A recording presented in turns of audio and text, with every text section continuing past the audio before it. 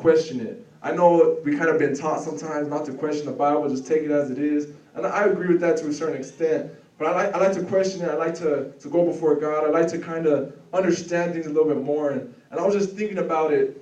I said, if Joseph's life would have ended right here at this moment, what would that have meant for us? And I don't mean his life would have ended as far as a physical death. I mean, if the chapter would have ended and Joseph's life story would have ended, if we never would have heard anything else of Joseph, what would that have meant?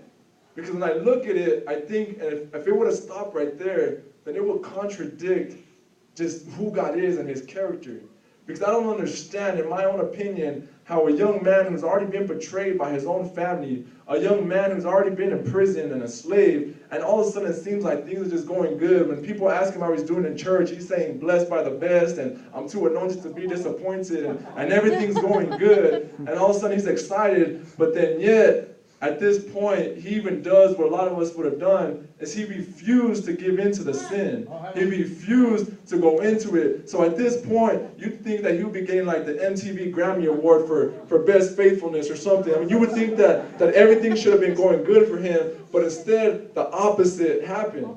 Now, we see that instead of God blessing him and exalting him and put him on CNN and put him on the news for his faithfulness and seeing everything happen, instead, he's now given 2 years into Folsom Prison. And of course, I'm paraphrasing, all right? That's not biblical. But he's putting 2 years into prison. So now you're looking at it and you're like, I don't understand this. I don't understand how this man who was so faithful, how his life has been going through so much roller coasters, how something like this can happen to him. And the reason why I believe that this is for tonight is because a lot of us are the same way. You know, I loved hearing the testimonies of those that were up here. You know, when you look at it, you see a young person who might question the same thing that Joseph might have done. You know, you might have a young person here that says, you know, I've been praying for my youth ministry. I've been, you know, faithfully sowing. I've been doing it, but yet it seems like there's no growth. And so you begin to question God, or all of a sudden you're like, I don't understand because I'm the only one saved in my family, and I'm praying for my brothers, I'm praying for my parents, but yet every time I'm talking to them, it seems like, you know, they're still going to the clubs on Friday night. It seems like they're still doing their things, and we begin to get discouraged because we don't understand how this God, who's a loving God, who's an awesome God, could allow our lives to do so much roller coasters, and how it seems like even though I'm faithful to God, it seems like God's not faithful to me. And so the whole time we're just looking at God and we're like, you know, God, what's up? What's happening over here? You know, we don't understand. You know, or sometimes, you know, we're praying for winter retreat. You know, we've been sowing, we've been doing what our youth leaders tell us, but it seems like we still have only some zeros in our bank account. It seems like we're not able to still make it to winter retreat, and we don't understand, like, God, you know, like, you know, what's happening here? You know, what is it that you're trying to do?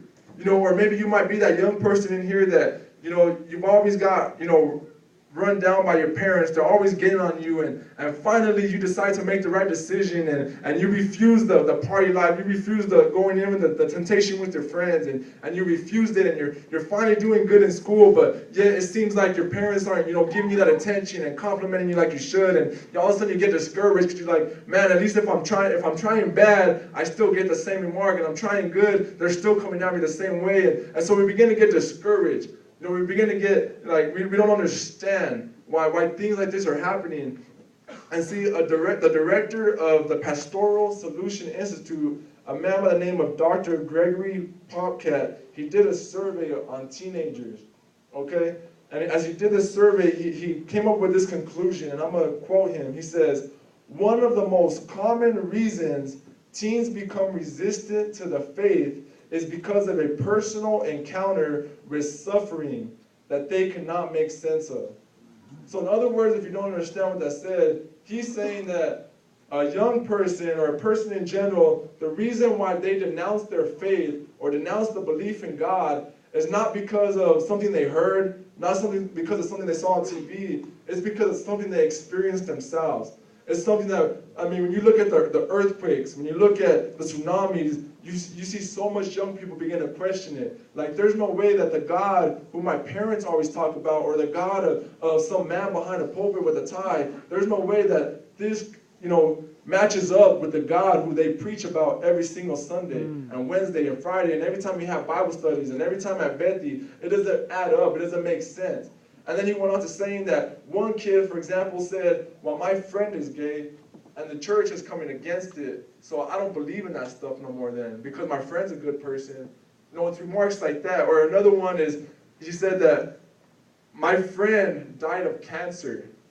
So if there was a God, why would he let my friend be killed? Another one is, he quoted a young girl who said that my parents who always go to church, who are faithful in church, but now they're getting a divorce. What hypocrites. And so according to Dr. Gregory, that right there, those remarks is what causes a young person, why we see our generation quickly falling away from God. Why we see that tonight is less packed than Grams or the clubs on Fridays or the clubs on Saturdays.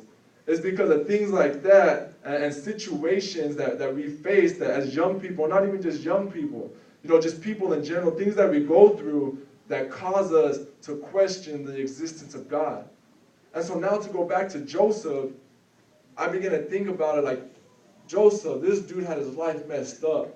According to, if you just look at his situation now, we know the end of the story. But in the time when he was 2 years in prison, I can imagine he could be like one of those statistics that Dr. Gregory was talking about. He could have easily been like, man, I've been faithful to God, but obviously it seems like it's not working out for me. Obviously this faith is not working out for me. Remember, he was in Egypt at the time. Those dudes over there served hundreds of gods.